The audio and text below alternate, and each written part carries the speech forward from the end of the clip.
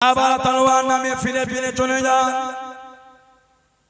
ও যুবকেরা, ও আমার মুরব্বি বাবারা, মায়েরা, বোনেরা, আল্লাহ নবী সাহাবাদের বিবিরা, সাহাবাদের মায়েরা, বোনেরা, মেয়েরা সীমানায় দাঁড়িয়ে গেলেন। মক্কা শরীফ থেকে যাওয়ার পথে মদিনা শরীফের রাস্তায় দাঁড়িয়ে গেলেন। রাস্তাখানা আটকে দিয়ে সাহাবাদের মায়েরা, সাহাবাদের বিবিরা, বোনেরা চোখ ভরা পানিতে কেঁদে কেঁদে জ্বালিয়ে দিয়ে, ও নবী পাকের সাহাবা, কাউকে বাড়িতে ঢুকতে দেবো না, কাউকে বাড়িতে আসতে দেবো না। যাবার সময় আল্লাহ নবীকে সাথে সাথে করে নিয়ে গেলেন। আসার সময় কেন একা একা ফিরে এলেন? আমাদের নবী কই, আমাদের নবী কই, আমাদের নবী কই? আল্লাহ নবীকে রাখলে কাউকে বাড়িতে ঢুকতে দেবো না, কাউকে বাড়িতে আসতে দেবো না।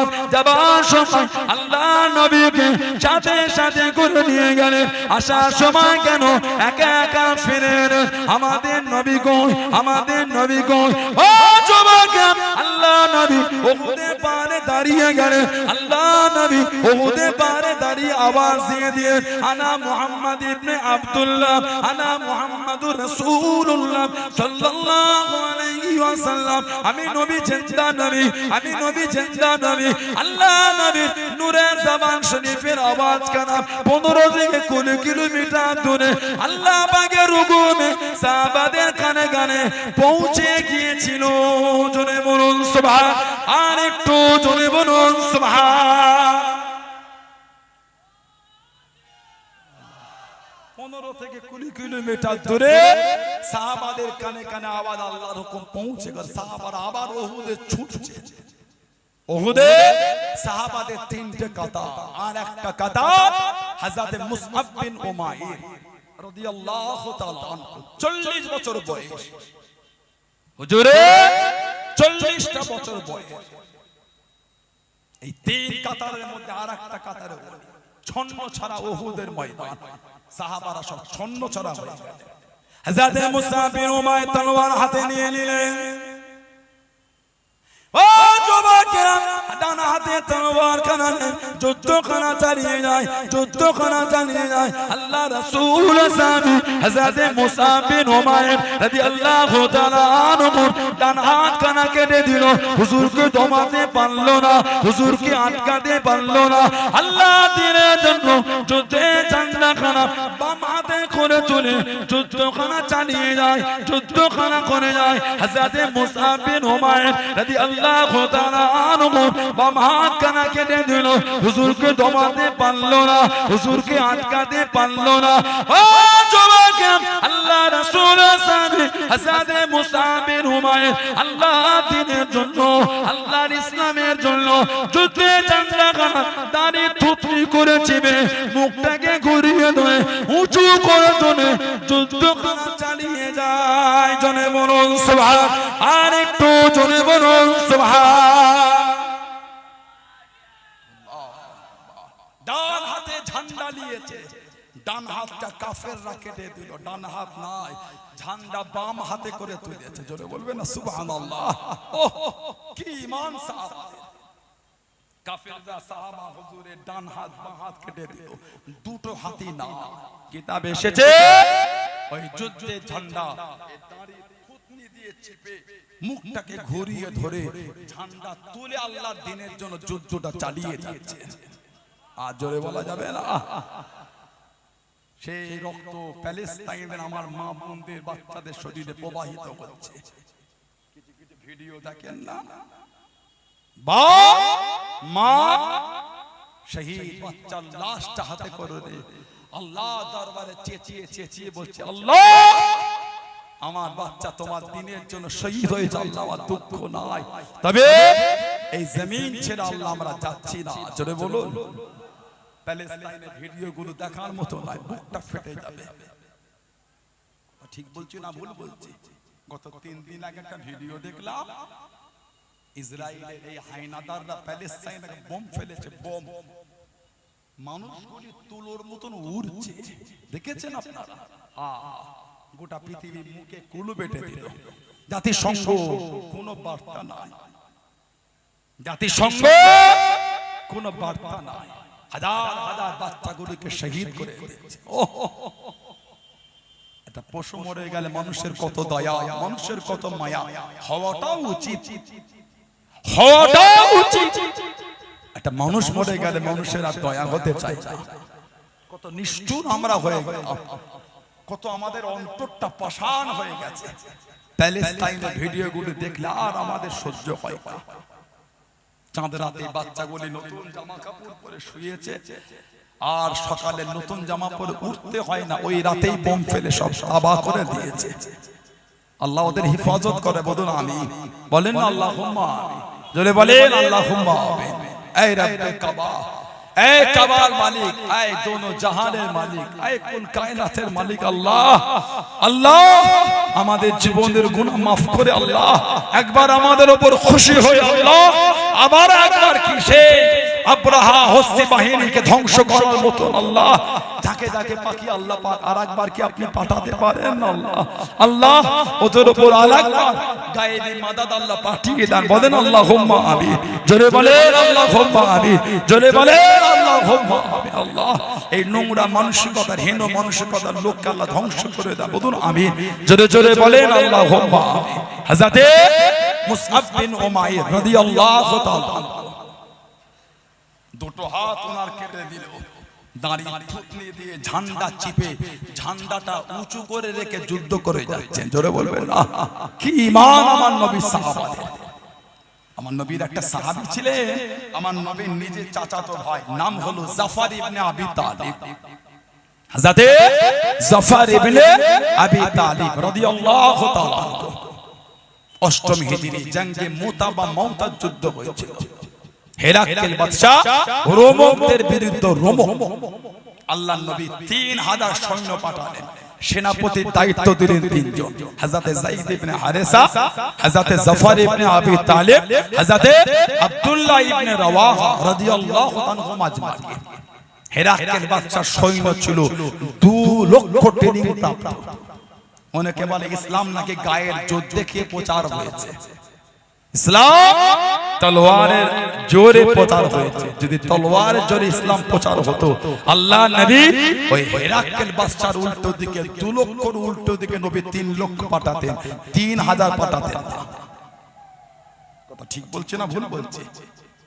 ওদিকে 2 লক্ষ আর আমার নবী পাঠিয়েছে মাত্র 3000।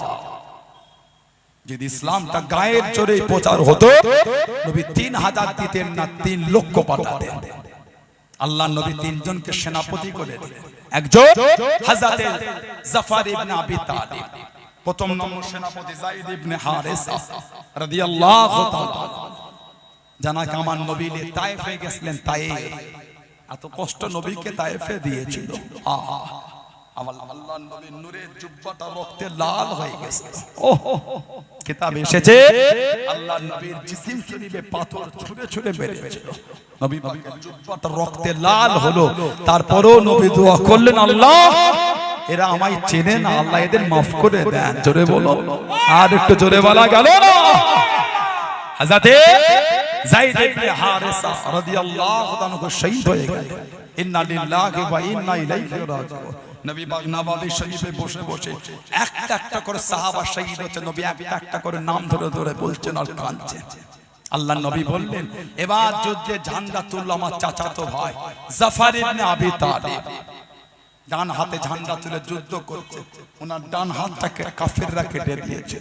যুদ্ধের ঝান্ডা বাম হাতে করে দিলেন, কাফেররা বাম হাতও কেটে দিল। কিতাব এসেছে উনি যুদ্ধের ঝান্ডা এই দাঁতে করে কামড়ে ধরে মুখটাকে উঁচু করে ধরে আল্লাহর দ্বীনের জন্য যুদ্ধটাকে চালিয়ে গিয়েছিলেন। জোরে বলো, আর একটু জোরে বলা গেল না।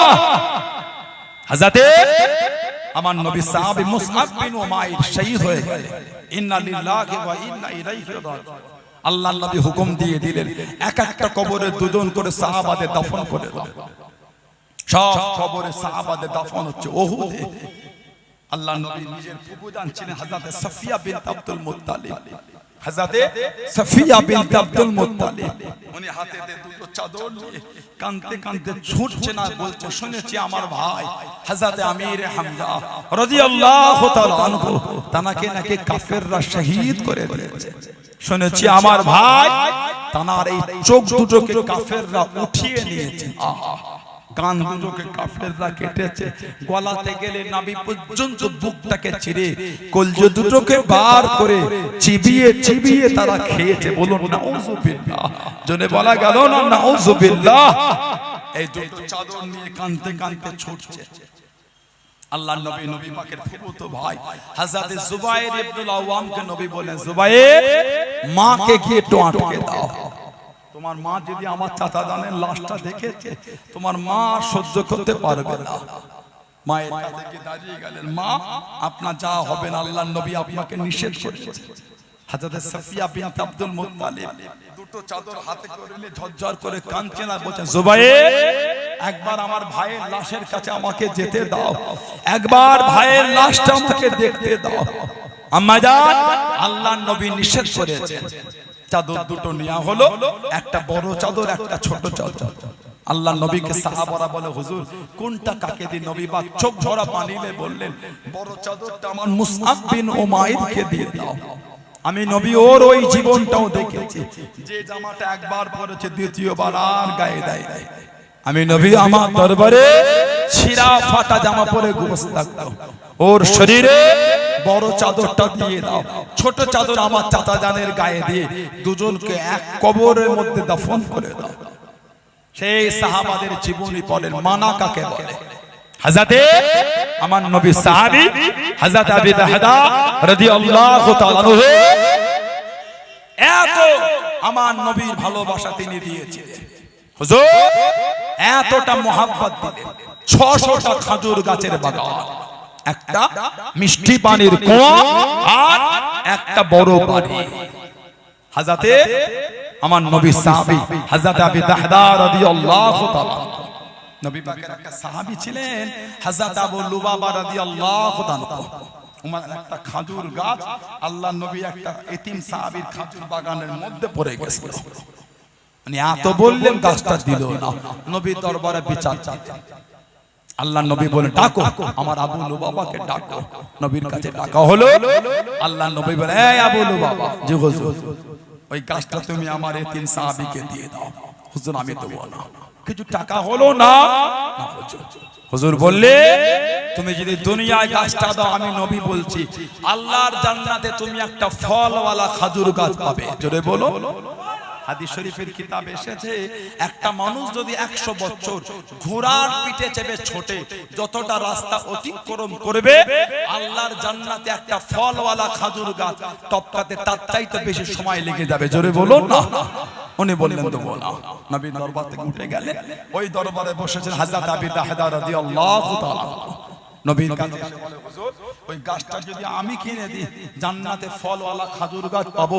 নবী হেসে হেসে বলে, তুমি কিনে দিলে তুমিও পাবে। জোরে বলো। আর একটু জোরে বলা গেল না? হুজুর আমার টুকটুক করে বার হয়ে গেলেন। ও যুবকেরা, ও আমার মুরব্বি বাপ জানেরা, মায়েরা, বোনেরা, আল্লাহ রাসূলের সাহাবী হযরত আবু দাহদা রাদিয়াল্লাহু তাআলা আনহু হযরত আবু লুবাবার কাছে চলে গেলেন। হযরত আবু লুবাবার সামনে চলে গেলেন। এ আবু লুবাবা, ওই গাছটা আমায় বিক্রি করে দাও, ওই গাছটা আমাকে দিয়ে দাও। হযরত আবু লুবাবা জানিয়ে দেন, এই আবু দাহদা রাদিয়াল্লাহু তাআলা আনহু, ওই গাছটা তোমায় বিক্রি করব না, ওই গাছটা তোমাকে দেবো না। হুজুর আমার জানিয়ে দেন, এই আবু লুবাবা, আমার একটা খেজুরের বাগান আছে, যে খেজুরের বাগানের মধ্যে 600 খানা খেজুরের গাছ আছে, একটা মিষ্টি পানির কুয়া আছে, একটা বড় বাড়ি আছে। আমি দাদা গোটা বাগান তোমায় দিয়ে দেবো, গোটা বাগান তোমায় দিয়ে দেবো। ও দাদা, তুমি কি সত্য বলো, তুমি কি সত্য বলো? হ্যাঁ, বাগান দিয়ে দেবো। হুজুর আমার খেজুরের গাছটা কিনে নিয়ে আল্লাহ নবী এতিম সাহাবীকে দিয়ে দিয়ে, আল্লাহ নবী এতিম সাহাবীকে জানিয়ে রে, আল্লাহ নবী সামনে চলে গেলেন। আল্লাহ নবী কাছে দিকে দাঁড়িয়ে গেলেন। আসসালামু আলাইকুম ইয়া রাসূলুল্লাহ, হাবিবাল্লাহ। আল্লাহ নবী সালামের জবাব করে দেন, আল্লাহ নবী সালামের উত্তর করে দেন। আল্লাহ নবীকে জানিয়ে দেন, ইয়া রাসূলুল্লাহ, হাবিবাল্লাহ। আল্লাহ পাকের নবী, আল্লাহ পাকের পাকে জান্নাতে খাজুর গাছের গাছটা কি পাবো খোদা খাজুর গাছটা কি পাবো খোদা আল্লাহ নবী জিজ্ঞাসা করেন আল্লাহ নবী জানতে চাইলেন ও বাবা বেদারা কিসের বিনিময়ে কিনলে বাবা কিসের বিনিময়ে নিলে বাবা ইয়া রাসূলুল্লাহ হাবিবাল্লাহ ইয়া রাসূলুল্লাহ হাবিবাল্লাহ আল্লাহ পাকের নবী আমি আবি দাদা আমার একটা খাজুরের বাগান ছিল এই খাজুরের বাগানে 600খানা খাজুরের গাছ ছিল একটা মিষ্টি পানির কুয়া ছিল একটা বড় বাড়ি ছিল আমি আবি দাদা গোটা বাগান খানা দিয়ে দিয়েছি আল্লাহ নবী জানিয়ে দেন আল্লাহ নবী শুনিয়ে দেন ও বাবা বেদারা আল্লাহ পাকে জান্নাতে আর একটা খাজুর গাছ না আর একটা খাজুর গাছ না কাম্মি নিসকি হৃদয় লিয়াবি দাদাই ফিল জান্নাহ কাম্মি নিসকি হৃদয় লিয়াবি দাদাই ফিল জান্নাহ ও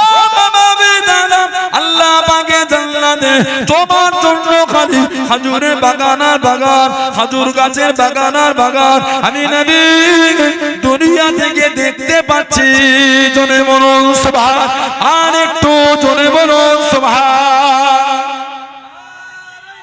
আল্লাহু আকবার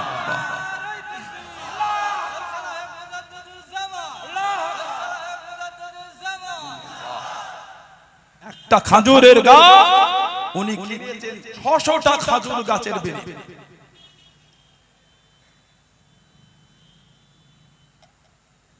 আল্লাহ নবী বলে জান্নাতে তুমি আর একটা খাজুর গাছ পাবে না আমি নবী দুনিয়া থেকে দেখছি তোমার জন্য জান্নাতে খালি খাজুর গাছের বাগান আর বাগান বাগান আর বাগান বাগান আর বাগান আমি নবী দুনিয়া থেকেই দেখতে পাচ্ছি জোরে বলো সেই সাহাবাদের রাস্তায় চলে মুস্তাফা মুস্তাফা মুস্তাফা মুস্তাফা মুস্তাফা মুস্তাফা মুস্তাফা মুস্তাফা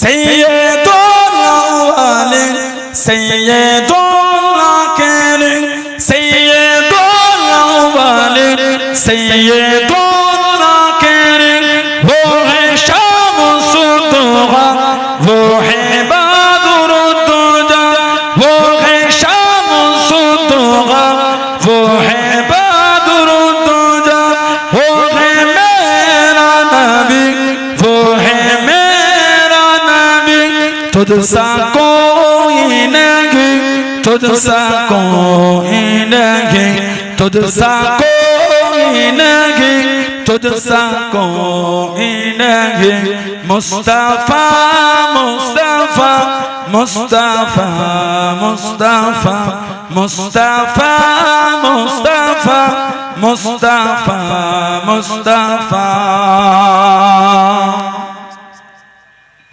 शफीउल मुजनबी रहमते आलमी शफीउल मुजनबी रहमते आलमी रहमते दो जहां अहमदे मुस्तफा रहमते दो जहां अहमदे मुस्तफा हो है मेरा नबी वो है मेरा नबी तुझसा कोई नहीं तुझसा कोई नहीं तुझसा कोई नहीं तुझसा कोई नहीं मुस्तफा मुस्तफा मुस्तफा मुस्तफा मुस्तफा मुस्तफा मुस्तफा मुस्तफा अल्लाहुम्मा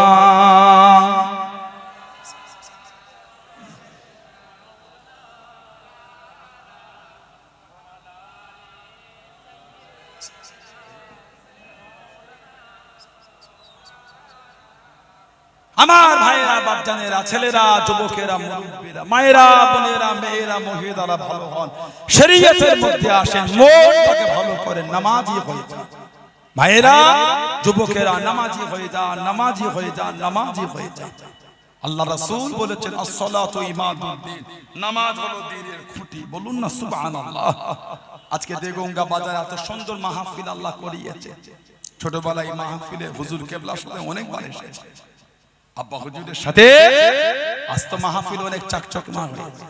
সেদিন এরকম ছিল না, সম্ভবত ওই দিকটা এটা আমার হিন্দু মায়েদের ছোট বড় মন্দির ছিল না, যে ওর পাঁচটা একটা ওই টেবিল দিয়ে একটা ছোট্ট বড় টিভি বসিয়ে দিত। আজ থেকে আমি প্রায় 15 বছর 20 বছর আগেকার কথা বলছি। আব্বা হুজুর আসতে হুজুর কেবলা ছোট ছোট টিভি দিতেন, সাদা সাদা কালারে, সব দেখা যেত না, বাজারে অনেক ভিড় হতো, ওই টিভির সামনে বসে বসে সব দেখতো, এই ক্যামেরা লাগিয়ে দিত। এত বড় করে তখন জায়গাটা অনেক শর্ট ছিল, এখন জায়গাটা খুলতাই হতে মনে হচ্ছে যে সেই দিন থেকে আসছে। দেগঙ্গা এলাকা বাজারে জলসা মানে অদ্য চত্বরের একটা নাম করা ব্যাপার, কথা ঠিক না ভুল বলছি? দেগঙ্গা বাজারে জলসা মানে একটা নাম করা ব্যাপার। আজও সেই ঐতিহ্য নিয়ে এই মাহফিল এগিয়ে যাচ্ছে, বলুন আলহামদুলিল্লাহ। আল্লাহ পাক এই মাহফিলটা কিয়ামত পর্যন্ত আল্লাহ জারি রাখেন, বলুন আমিন। জোরে বলেন আল্লাহুম্মা আমিন, জোরে বলেন আল্লাহুম্মা আমিন। আজকে এত সুন্দর মাহফিল আল্লাহ করিয়েছেন, এত সুন্দর করে ছাউনি করেছেন, বলেন খুঁটি আছে বলে মনে হয় আপনাদের? এই উপরে ছাউনিটার খুঁটি আছে? খুঁটি খুঁটি না দিলে ছাউনি প্যান্ডেল থাকতো না। আমার নবী বলে আসসালাতু ইমাদুদ্দিন, নামাজ হলো দ্বীনের খুঁটি। জোরে বলো, আরেকটা জোরে বলা গেল না? যার দ্বীনের খুঁটি নাই সে আবার দ্বীনে মজবুত হয় কি করে? তার মানে যার নামাজ নাই সেই ইসলামের উপর মজবুত না। আমার নবী বলে আফজালুল ইবাদাত ইবাদাতুস সালাত, যত রকম ইবাদত আছে সবথেকে উত্তম ইবাদতটা হচ্ছে নামাজ। জোরে বলো। মনে পড়ে গেল আমার নবী পাকের সেই আদর্শের কথা। আহা, নবী পাকের সেই আখলাক, লাকাদ কানা লাকুম ফি রাসূলিল্লাহি উসওয়াতুন হাসানাহ, এত আলা চরিত্র আল্লাহ আমার নবীকে বানিয়েছেন। জোরে বলো। আল্লাহ নবী মসজিদে নববী শরীফে নামাজ পড়লে আল্লাহ নবী নামাজ পড়ে বার হয়ে দেখছেন একদল বেদুইন মানে যারা এক জায়গা থেকে আরেক জায়গায় ব্যবসা করার জন্য সফরে বার হতে, একদল মানুষ ব্যবসায়ী নববী শরীফের বাইরে দাঁড়িয়ে। আমার নবী জিজ্ঞাসা করলেন কি ব্যাপার? ওনারা জবাব দেন, আয় হযরত মুহাম্মদ সাল্লাল্লাহু আলাইহি ওয়াসাল্লাম, আমরা ব্যবসা সূত্রে বার হয়েছি, রাত হয়ে গিয়েছে, আমরা এখন যেতে পারবো না, তাই আমরা একটু আশা করেছি আপনার কাছে আজকে রাতটা আমরা থাকবো। তাদের মধ্যে একজনও কে মুসলমান ছিল না। আল্লাহ নবী সাহাবাদের ডাকলেন, ডেকে বললে ও আমার সাহাবারা, সবাই একজন একজন করে নিয়ে যে যার বাড়িতে চলে যাও। জোরে বলো। একজনকে সবাই দিলে ভার হয়ে যাবে, সবাই একজন একজনকে নিয়ে বাড়ি চলে যাও। সব একজন একজন করে নিলে আমার নবীও একজনকে নিয়ে নবী পাকের বাড়িতে গেলেন। সুবহানাল্লাহ বলবেন। আল্লাহ নবী সুন্দর করে বিছানা খুলে দিলেন, ঘর দিলে। কিতাবে এসেছে রাত্রিরে নবী পাকের পান করার জন্য যে দুধ ছিল, দুধ লাবান মিল্ক দুধ, আল্লাহ নবী তাকে দুধ দিয়েছেন, তিনি পান করেছেন। নবী আমার আরো দিয়েছে, তিনি আরো পান করেন। নবী আমার আরো দিয়েছে, আরো পান করেন। এই করে করে নবী পাকের বাড়িতে যত দুধ ছিল সব উনি একাই পান করে দিয়েছে। আমাদের নবী রাত্রির আর কিছু পান করলেন না, ভোকা অবস্থায় নবী রয়ে গেলেন। বলুন সুবহানাল্লাহ। সারা রাত উনি নবীর বাড়ি থাকলে ফজরের আযান আল্লাহর নবী সাল্লাল্লাহু আলাইহি ওয়াসাল্লাম নামাজ পড়ে এসে একটু দেখবেন, দেখতে বাড়ির দরওয়াজাটা খোলা।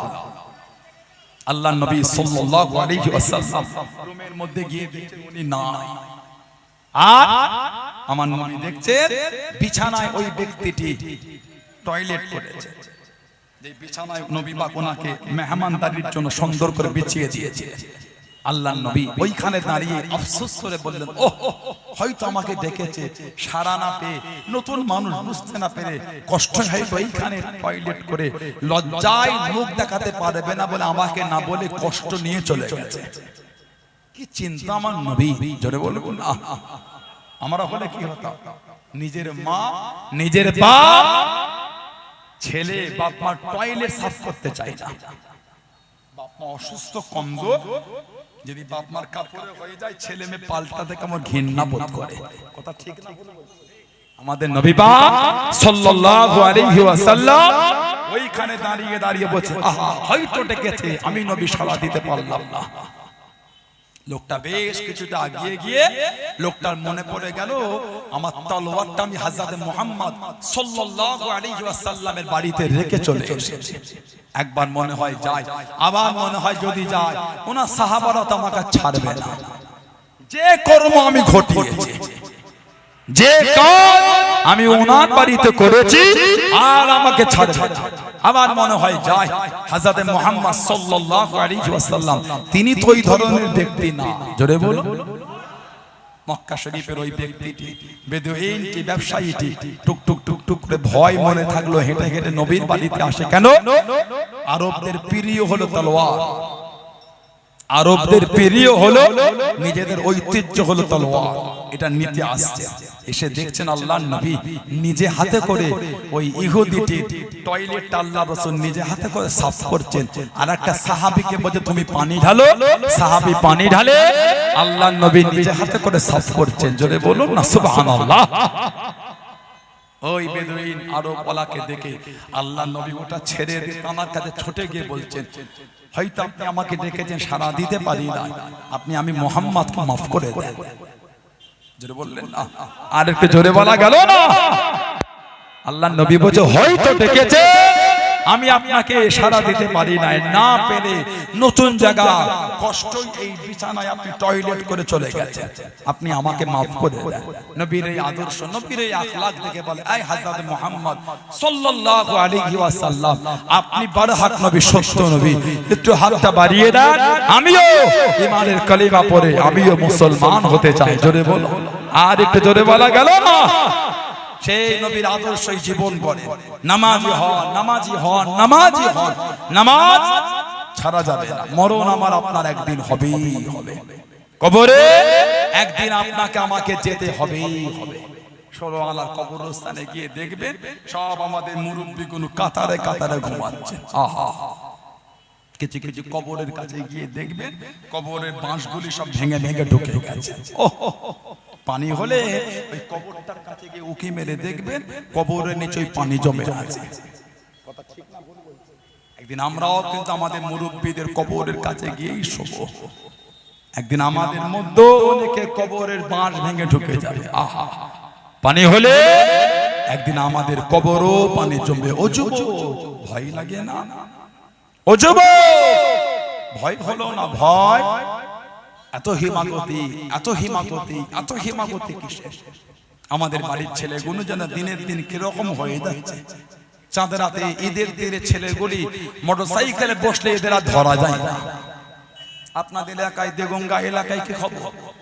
এদের চাকা যেন আর রাস্তায় না, এরা যেন রাস্তা থেকে এক হাত উঁচুতে ভেসে ভেসে যাচ্ছে, এত আস্তেই না গাড়ি চালায়। আপনাদের এলাকার ছেলেগুলো জোরে যায় না আস্তে? এটা আস্তাগফিরুল্লাহ। এবছর ঈদে হাওড়া জেলায় এত বাইক অ্যাক্সিডেন্ট হয়েছে বলার মতো না। ছেলেগুলো এত জোর বাইক চালাচ্ছে। সেদিন একটা ভিডিও দেখলাম, শবে বারাতে রাতে এই নিউ টাউন বিশ্ব বাংলা গেটের ওখানে সব গোল করে ছেলেরা জিয়ারত করছে, বিশ্ব বাংলা জিয়ারত করছে। কথা বলে না, নাউজুবিল্লাহ বলে। বিশ্ব বাংলা কাজে গোল করে আর একটা ছেলে দেখি সামনে চাকাটা তুলে পেছনের চাকা করে জিয়ারত করে করে যাচ্ছে। এমন পড়লো হাত পাগুলো কি সুন্দর লাল হয়ে গেল। আস্তাগফিরুল্লাহ বলে। এই অভ্যাসগুলো কিন্তু ভালো, এই অভ্যাস ভালো। আল্লাহ দুটো টাকা দিল বলে এতটা হিমাগতি, এটা কিন্তু উচিত না। সারা জীবন যাই করে কবর কিন্তু আপনাকে আমাকে যেতেই হবে। মরণ আমার আপনার হবেই হবে। সারা জীবন লোকের লাশ কাফন জড়িয়ে কবরে রেখেছি, একদিন আমাদের লাশ লোকে কাফন জড়িয়ে কবরে রাখবে। কথা বল না, ঠিক বলছি? সেদিনের জন্য কি করেছেন? তৈরি হন। আজকে দেগঙ্গা বাজারে মাহফিলে এলে এখান থেকে বসে খালেস বলে তওবা করে বাড়ি যা, যে আমি আর জীবনে গুনাহ করব না। মদের আড্ডা, তাসের আড্ডা, জুয়ার আড্ডা, সাট্টার আড্ডা, লটারির আড্ডা, সুদের আড্ডা, গানের আড্ডা জীবন থেকে গুলিকে বন্ধ করে। সমাজ আমাদের ধ্বংস হয়ে গেছে। চায়ের দোকানে লটারি বিক্রি হচ্ছে। নাউজুবিল্লাহ বলবেন না? আমাদের সমাজে চায়ের দোকানে লটারি বিক্রি হয়। আস্তাগফিরুল্লাহ বলে কবে ভালো হবে? নিজেকে প্রশ্ন করে কবে পরিবর্তন হবে? জীবন যারা তৈরি করেছেন তাদের দিকে দেখেন। জীবন তৈরি করে আল্লাহর ওলি, আল্লাহ পাকের নেক বান্দা হযরতে খাজা কুতুবউদ্দিন বখতিয়ার কাকি রহমাতুল্লাহ। জোরে বলো, আরেকটু জোরে বলা গেল না? হযরতে খাজা কুতুবউদ্দিন বখতিয়ার কাকি রহমাতুল্লাহ, জানার মাজারটা দিল্লি জমিনে আছে। জানার পীর ছিলেন গরিবে নওয়াজ খাজা আজমির সঞ্জারি রহমাতুল্লাহ। জোরে বলো, আর জোরে বলা গেল না? 900 বছরের ইতিহাস কম বেশি, 900 থেকে 1000 বছরের ইতিহাস খাজা হুজুর। কোথা থেকে কদিন আগে নেটে একটা ভিডিও দেখলাম, বলছে ওটা আমাদের। কথা বলে না, বলছে ওটা আমাদের। কি কি দেখেছো? 1000 বছর ধরে খাজা হুজুরের ইতিহাস। সুবহানাল্লাহ বলে বলছে ওটা আমাদের। এভাবে সমাজকে অশান্তিতে ঠেলে দিতে চেও না, এভাবে অশান্তি করো ভালো ভালো। আর কদিন পাগলামি করবে? দমটা ফুরিয়ে গেলে হয়ে গেল, অশান্তি করে লাভ হবে না। খাজা হুজুর ওনার পীরের নাম ছিল হযরত খাজা কুতুবউদ্দিন, হুজুরের পীরের নাম খাজা উসমান হারুনি রহমাতুল্লাহ, ওনার পীরের নাম হযরত শাহ শরীফ জিন্দানি রহমাতুল্লাহ। বাংলাদেশে সিরাজগঞ্জ নওগাঁর জমিনে হুজুর শুয়ে আছেন। কিতাবে এসেছে জঙ্গলের মধ্যে বাঘের পিঠে চেপে চেপে হুজুর ঘুরে বেড়াতেন। জোরে বলো, আর একটু জোরে বলা গেল না? খাজা কুতুবউদ্দিন বখতিয়ার কাকি হুজুরের খলিফা ছিলেন হযরতে ফরিদউদ্দিন গঞ্জ শকর রহমাতুল্লাহ, ওনার খলিফা ছিলেন হযরতে নিজামউদ্দিন আউলিয়া রহমাতুল্লাহ। দিল্লি নিজামউদ্দিন জানার মাজারের পাশে একটা মাজার আছে, জানার লাকাব ছিল ভারতের তুতা পাখি। ভারতের তুতা পাখি কে বলেন তো? হযরতে আমির খুসরো। হযরতে আমির খুসরো, ওনাকে বলা হয় ভারতের তুতা পাখি, ওনাকে বলে ভারতের তুতা পাখি। হুজুরের মাজারের পাশে নিজামউদ্দিন আউলিয়া রাহমাতুল্লাহ এত আল্লাহর জালালিয়াত রবদবদবা দিয়েছে। দিল্লির জমিনে হুজুর হেঁটে হেঁটে ঘুরলে দোকানগুলো বন্ধ হয়ে যেত, ভয়ে লোক দোকান বন্ধ করতেন। এত রুহানিয়াতের আল্লাহ জালালি হালাত আল্লাহ ওনাকে দিয়েছিলেন। টুক টুক টুক টুক করে হেঁটে হেঁটে ঘুরে হুজুর দেখলেন একজন মহিলা পর্দানশীনা, ছেঁড়া ফাটা একজন মহিলা পর্দানশীনা, সে দিল্লির ওই যমুনা নদী পার হয়ে দূর থেকে একটা কুয়া থেকে পানি তুলে কষ্ট করে করে নিয়ে যায়। নিজামউদ্দিন আউলিয়া মেয়েটাকে দাঁড় করালেন, কে মা? সবাই যমুনা নদীর পানি নেয়, যমুনা নদীর পানি পান করলে হজম ভালো হয়, শরীরটা ভালো থাকে। তুমি আবার ওই কুয়ার পানি নাও যেই কুয়ার পানিটা কেউ পান করে না, কেন মা? মেয়েটা কাঁদে আর বলে, হুজুর আপনি আল্লাহর ওলি, আপনাকে আমি আর কি লুকা? হুজুর আমার স্বামী হলো গরীব। আহা হুজুর আমার স্বামী হচ্ছে গরীব। হুজুর যমুনা নদী পানি পান করলে হুজুর ঘন ঘন হজম হয়ে যাবে। আমার স্বামী যে গরীব, কত খিদে লাগলে আমার স্বামী তো গরীব, ওর জন্য ওই কুয়ার পানি নিয়ে যেই পানি পান করলে হজম হয় না, খাবারটা অনেকক্ষণ পেটে থাকবে, হুজুর ওই জন্য যমুনা নদীর পানি পান করি না, ওই কুয়ার পানি পান করি। এই স্ত্রী জান নসিবে জুড়বে, ওই যুবকটার জীবনটা কিন্তু সার্থক। সুবহানাল্লাহ বলে। ঈদের সময় খালি ফেসবুকের ডিজাইন পছন্দ হয়ে হোয়াটসঅ্যাপে লিস্ট চলে যাচ্ছে। দেগঙ্গা বাজারে না পেলে একটু বেড়াচাবাই যেও, বেড়াচাবাই না পেলে একটুখানি বসিরহাটের দিকে যেও, একটুখানি না পেলে একটু অর্ডার দিয়ে এসো, দুদিন পরে আর একটা ডিজাইন চলে এলো। কথা ঠিক না? এগুলো উচিত না। আপনার স্বামী যতটা সমর্থন তার মধ্যে থাকে, স্বামীর সমর্থনের অতিরিক্ত হলে স্বামীটার উপর আপনি জুলুম করছেন। আল্লাহ পাক প্রত্যেককে স্বামী স্ত্রী আল্লাহ ভালোবাসা দান করুন, আল্লাহুম্মা আমিন। জোরে বলেন আল্লাহুম্মা আমিন। হযরতে খাজা কুতুবউদ্দিন বখতিয়ার কাকি রহমাতুল্লাহ ওনার প্রধান খলিফা ছিলেন হযরতে বাদশা শামসুদ্দিন আলতামাশ রহমাতুল্লাহ, দিল্লির বাদশা ছিলেন। জোরে বলো, কিতাব এসেছে 5 ওয়াক্ত নামাজ তাকবীরে উলার সাথে আদায় করতে, তাহাজ্জুদটা বাধ্যত না। তখনকার দেশের বাদশাগুলো এই যদি এই রকম হয়, সেই সময়ের আল্লাহর ওলিগুলোর দরজা কত আলা ছিল, সুবহানাল্লাহ বলবেন না? হযরতে বাদশা শামসুদ্দিন আল-তামাশ রাহমাতুল্লাহ দিল্লি রাজ দরবারে বিচার না, রাজ দরবারে বাইরে একটা মহিলার কান্নার আওয়াজ। হুজুর লোক পাঠালেন, যাও তো কে কাঁদে।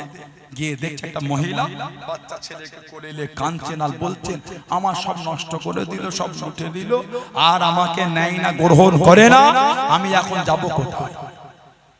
মেয়েটাকে নিয়ে দিল্লি রাজ দরবারে আনা হলো। শামসুদ্দিন আল-তামাশ হুজুর বলছে, এই মেয়ে কে তুমি, কাঁদো। মহিলাটি বলেন, বলবো কিন্তু শোনার ক্ষমতা রাখতে হবে, আর বলবো বিচার হবে। এই বলো কে তোমার এই ক্ষতি করেছে? মেয়েটা জবাব দিচ্ছেন, এই বাচ্চাটা হলো আপনার পীর খাজা কুতুবউদ্দিন বখতিয়ার কাকির বাচ্চা। গোটা দিল্লির রাজ দরবারটা স্তব্ধ হয়ে গেছে, গোটা দিল্লির রাজ দরবার থমথমে হয়ে গেল। হযরত খাজা কুতুবউদ্দিন বখতিয়ার কাকি খবর পেয়ে গেলেন। ও যুবকেরা, ও আমার মুরব্বি বাপজানেরা, মায়েরা, বোনেরা, মহিলা, হুজুর আমার কাঁদতে কাঁদতে ছোটে, হুজুর আমার কাঁদতে কাঁদতে চলে গেলেন। দিল্লির রাজ দরবারে প্রবেশ করেন, সবাই দেখে দাঁড়িয়ে পড়েন, সবাই দেখে দাঁড়িয়ে পড়েন। হুজুর আমার কেঁদে কেঁদে দাঁড়িয়ে দিয়ে, হুজুর আমার শুনিয়ে দিয়ে, আজকে দাঁড়ানো লাগবে না, আজকে উঠা লাগবে না, আজকে আমি পীর হিসাবে আসি না, আজকে দিল্লির রাজ দরবারে আসামি হিসাবে এসেছি। আজকে আমাকে দেখে দাঁড়াতে হবে, আজকে বসে যাও। সব বসে গেলে হুজুর মেয়েটার কাছে গিয়ে বলে, এই মেয়ে কে তুমি? আমি তো তোমাকে চিনি না, তুমি যে আমার নামে তোহমত দাও, আমি তো তোমাকে জানি না। পিছন থেকে আওয়াজ আসছে, নরম কথা বলে মন গলাবেন না, সাক্ষী থাকলে পেশ করে। হুজুর কাঁদতে কাঁদতে দিল্লির রাজ দরবার থেকে বার হয়ে গেলেন। হুজুরের খাদেম বললেন, হুজুর একটু ঘোড়ার পিঠে ওঠেন, টেনে টেনে নিয়ে যায়। হুজুর বললেন, আজকে একটু হেঁটে হেঁটে দিল্লির জমিনটা ঘুরবো। হুজুর দিল্লি ঘুরে ঘুরে ঘুরে ঘুরে বেশ কিছুটা গিয়ে আজমির শরীফের দিকে মুখ করে কাঁদছেন আর বলছেন, হুজুর আমি কুতুবউদ্দিন লাওয়ারিস না। হুজুর আপনি আমার পীর, কিন্তু হায়াতে এখনো আছেন, বিচার ওটা আপনাকেই করতে হবে। আমি লাওয়ারিস না, যে যা খুশি আমার নামে তোহমত দিয়ে চলে যায়, বিচার আপনাকেই করতে হবে। হুজুর আমার ঈশার নামাজ পড়ে ঘুমিয়ে গেলেন।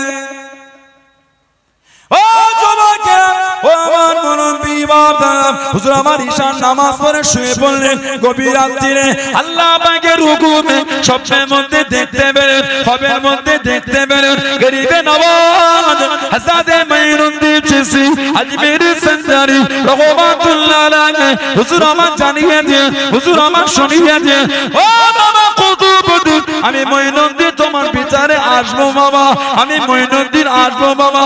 ফজরের নামাজ পড়ে রাজ দরবারে চলে গেলেন। আমার পীর আসবে বলেছে, আমার পীর বিচারে থাকবে বলেছে, 3 দিন সময় দিয়া গো। সবাই বলে রুহানি কথা আমাদের করে বলবেন না, সাক্ষী থাকলে পেশ করেন, সাক্ষী থাকলে হাজির করেন।